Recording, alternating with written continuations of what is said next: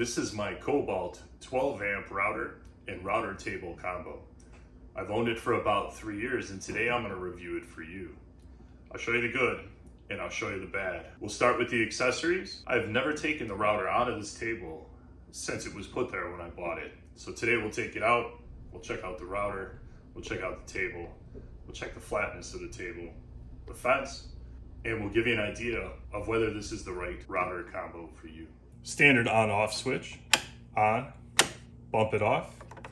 It has a key, which renders this unusable. So if you have kids at home or an orange cat you don't trust, you can lock it down. Just pops right back in there, and the switch works. The table switch is rated for 15 amps, which is nice because what if you want to use a different router? These are the included accessories. You get a miter gauge, a Z-wrench for adjusting the height of the router when it's in the table. You get 3 tabletop inserts of different sizes, a collet wrench, and an Allen key. You get your plexiglass guard for when the router is out of the table and one with a dust port. You get the base, and you get 2 feather boards. There is no onboard storage for anything, the accessories or bits or anything. You get some sawdust stuck up under there, but that's it. I use this for the accessories that'll fit in it, probably Chinese takeout. The guide stud threads in here, goes in easy, tightens down easy, comes out easy. The Z-wrench works great. You just pop it in.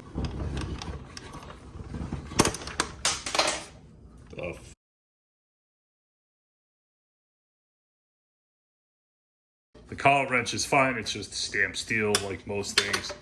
The collet is 4-sided, but it's easy to get from the top, even if it's cranked down below the table. Works fine. So that brings us to the fence. The fence is adjustable. The fence face is plastic. This feels a little better than the ABS plastic, but not the greatest. Polystyrene. At least it's not ABS. The feather boards adjust from about 1.25 inches to 5 inches from the fence when the fence is at 0. There is no quick way to get them on and off. So if you're gonna use them on the fence all the time, then it's totally fine. But if you're gonna switch them back and forth to here, you have to unthread them and flip them around. And yeah, that's probably more work than I'm willing to do.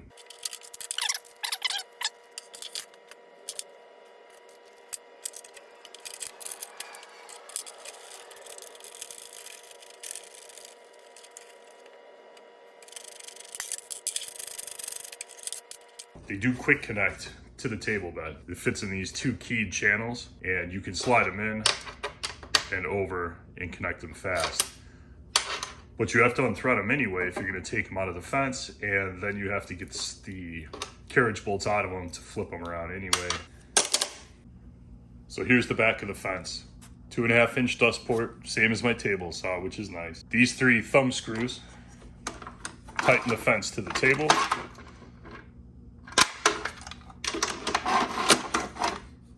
Fence is that easy to take on and off. The 4 wing nuts tighten down the face of the fence. Simple enough. These thumb screws control the outfeed in and out. So you got that in addition to holding the actual fence to the table. Tightening all these down gives you a tight fence. It's stable. The metal is good. The plastic, it's not the worst. For the price point, not the worst. You can take the whole dust guard off if you want to. Screws. This is C-clipped right here. There's a pin. Simple. So let's talk about the T-track and all the cool accessories you can get for a router table. Wait a minute. On this table, you get a 5/8 slot, some keyholes, and these tabs to fit the included miter gauge. They had to machine the table anyway. Why not put a T-track in it? I don't know, for me it doesn't make any sense. You're already doing it. Maybe it's not thick enough? There had to be a reason. So post in the comments. Let me know if you know why they would do this instead of just putting a T-track in it, so you could use other accessories or your own miter gauge or anything at all. The only way to attach the feather boards to the fence is to stick the carriage bolts through these slots. I mean, they are carriage bolts, so you could slide them into a track, but there is no track. So how flat is the table? Because that's what you really want to know. At the back, it's pretty flat. Right in front of the fence here, flat.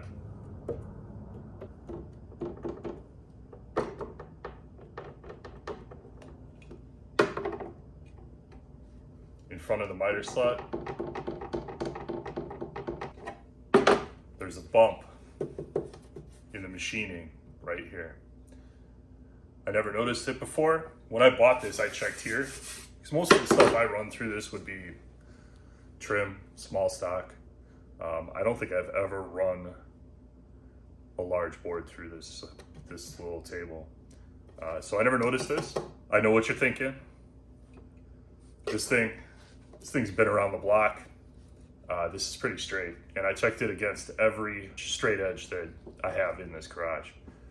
All three levels, the clamp-on straight edge, everything confirms there's a bump right there. Is it a deal breaker over there? For me, it's not, because like I said, you know, maybe 4-inch boards, probably the most I would put through here. But it's something to consider. These tabletop inserts are made out of the cheapest plastic I've ever seen put in a tool by a real manufacturer. They don't fit well. They don't sit flat. If you push them over, they'll laterally dip down. You can get them stuck in there, where you got to get your hand underneath from the bottom and push them out. They're all the same.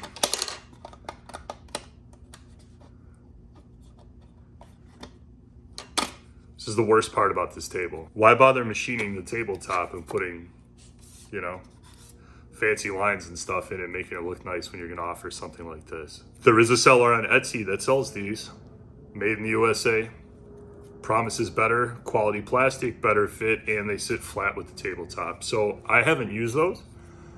I believe he was about $24 for the three of them for basically the same three. So there's that, but now that puts you up to $205. The miter gauge, it says ABS plastic right there. Dirt cheap.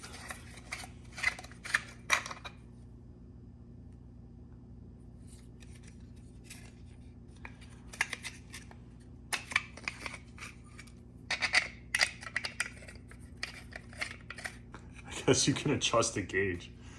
So there's something. But it does slide nice. Another difference is this is an accessory. You don't need to use this to use the table for most of its functions. This is not an accessory. This is part of the table. This should have been decent quality. So how to remove the router? Pretty simple. Not as simple as some of the fancier tables that have a quick connect, but 3 Phillips head screws.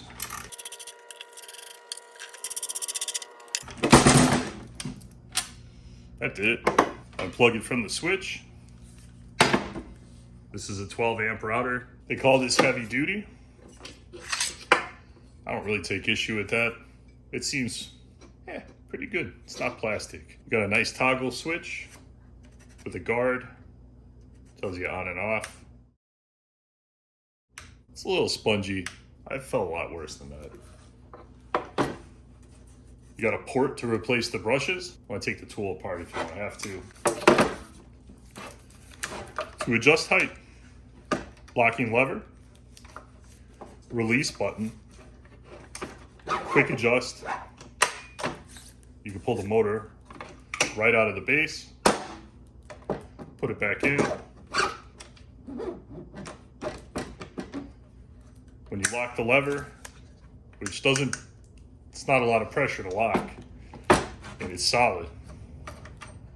You got your micro adjust with a scale that moves, so you can set it and then adjust by 1/128th of an inch.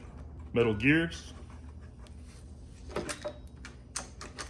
Gear is split in half and spring loaded, so when you press this, it'll freewheel. Then it fits the gear back together. Nice handles, plastic, but not cheap plastic. Positive, easy to grab. You got a big window for adjusting this, which is good because this collet nut on here is 4-sided. So, yeah, I don't know how I feel about that.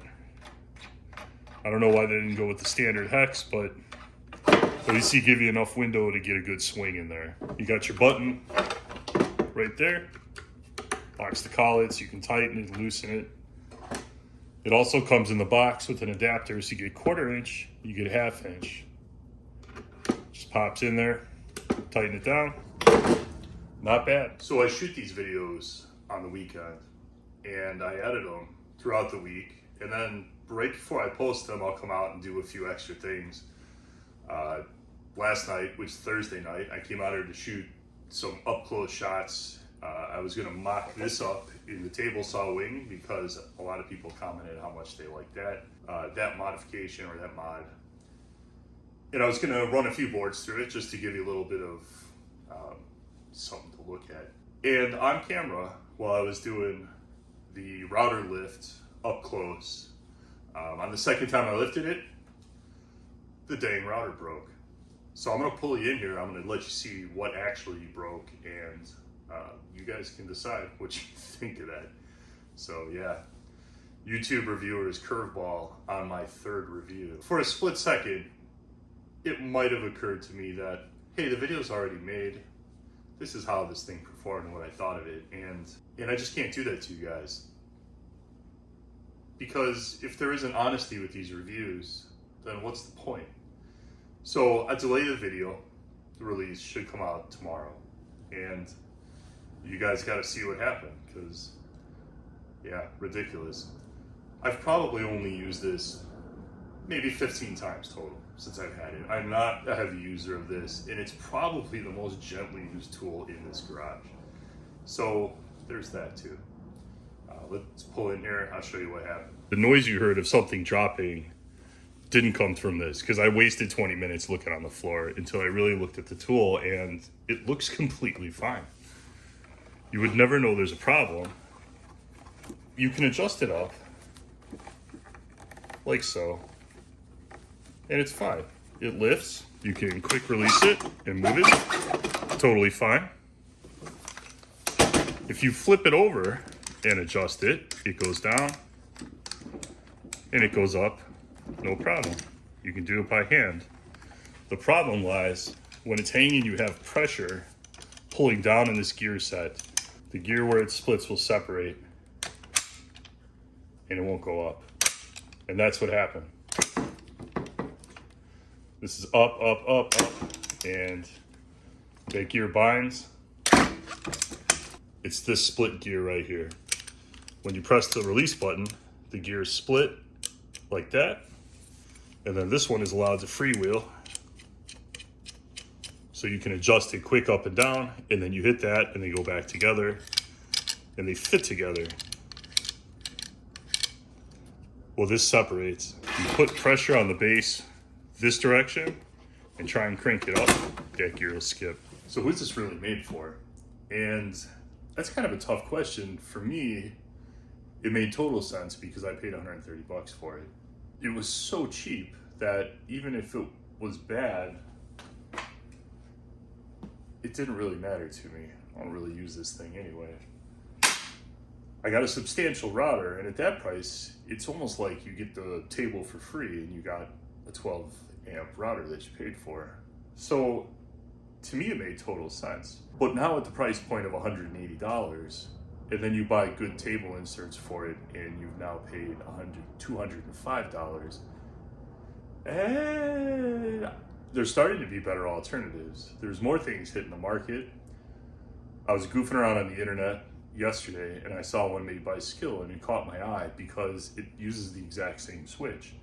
So I really looked at it.